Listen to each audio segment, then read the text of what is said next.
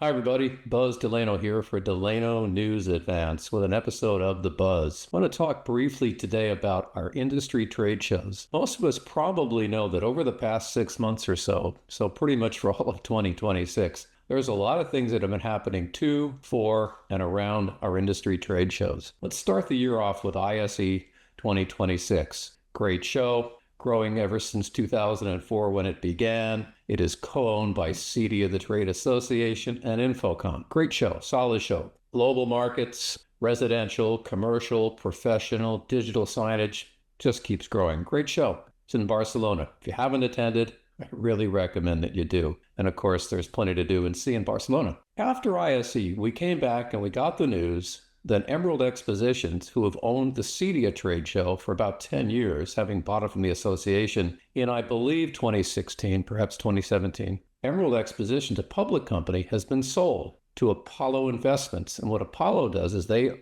have a portfolio of many, many different trade shows in different segments. They bought Emerald, so therefore CEDIA got sold as part of the Emerald portfolio of trade shows. So that's going to be a change. We don't know what the long-term prognosis is. We certainly hope for the best. No reason to believe they would not want to continue supporting CEDIA Expo. But there's been a lot of conjecture in the industry about what it means, who's going to be a participant, is everything going to change this year, what's going to change in the future. We shall see. Personally, I think it's a good thing. We've seen a lot of investment money coming into our channel, either directly or indirectly in recent years, so I look at it that way. CEDIA Expo definitely needs a refresh in some ways. I'll be the first to say that. I think there's still a lot of value in the show, but a lot of people have been questioning it. So let's see what Apollo does with it. And my expectation that in Denver this year, late August, early September, it's still going to be largely the same type of trade show that we've seen in recent years under Emerald with consistent management. Going forward, fingers crossed, and I think it's going to be just fine. However,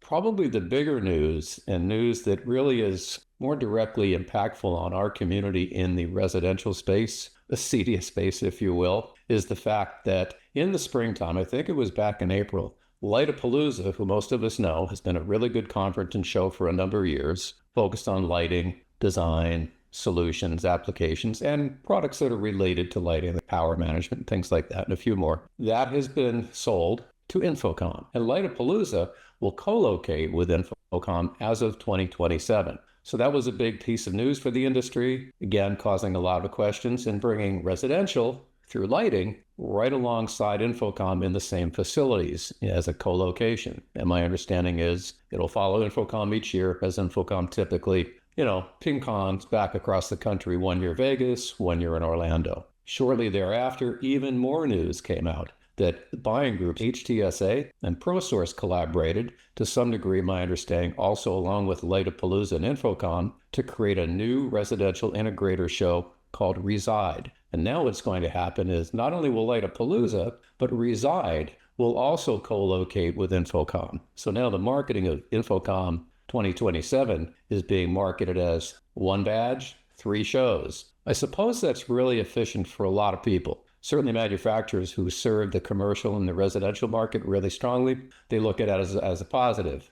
Potentially, they'd only have to do 1 trade show a year. But then again, will they really be giving up and missing relationships with their decidedly residential base if they do so? Time will tell. Integrators, those that I've spoken to, mixed feelings. Nevertheless, I wanted to get this thought out there. Hopefully clarify the news a little bit. I look forward to feedback and thoughts on it. And between now and CEDIA Expo at the end of August, I'll be back with a couple more episodes talking about this and perhaps even reflecting on some of the feedback I've gotten about it. Anyway, good to see you. Appreciate the time to have a listen. Be well.